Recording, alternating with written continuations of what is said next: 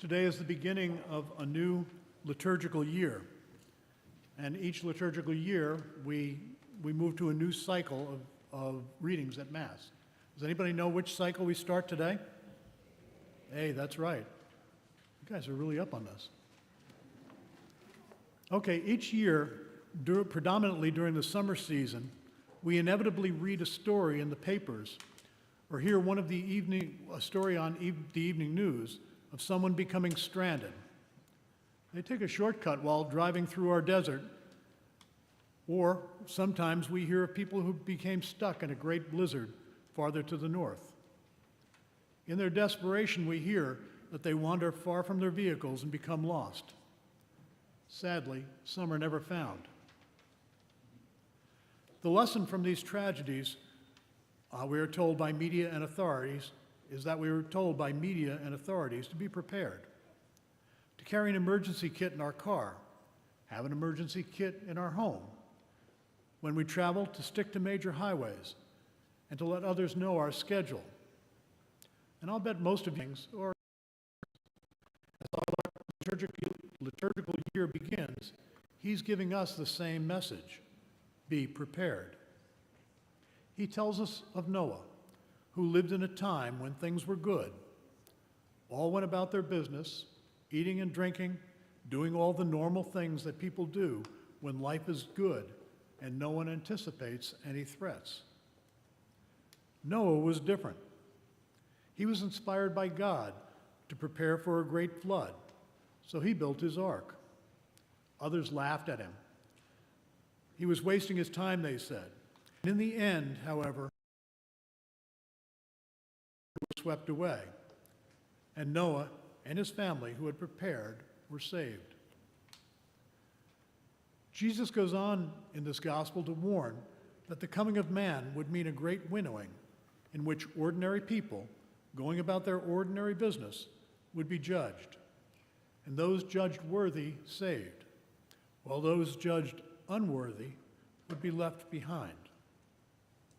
He proposes that any wise person, knowing that evil will befall themselves or their household, would prepare for such a judgment. That even if they don't know the time, knowing with certainty that it will happen is enough to ensure that a wise person will make ready. In today's gospel, Christ is asking each of us to live our lives so that no matter when we are called to judgment, we should not be found wanting. This doesn't mean that we should always be found praying, nor does it mean that we should take no interest in the affairs of life.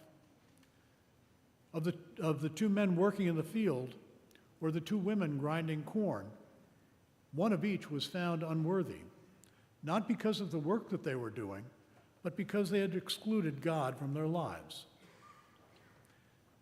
The two found worthy had made their work part of their service to God and as a means of salvation.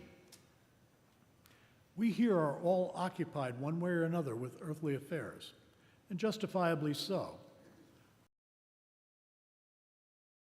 Ourselves, we go to school, we shop, we clean, we garden. These are parts of daily living in our society.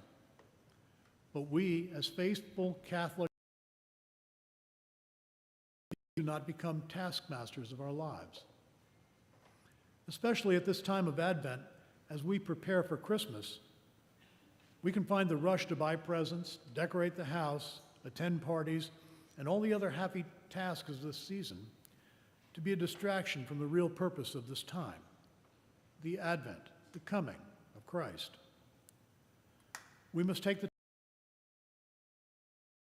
out the spiritual indifference or blindness to preparing our souls and to accept the Christ who is coming.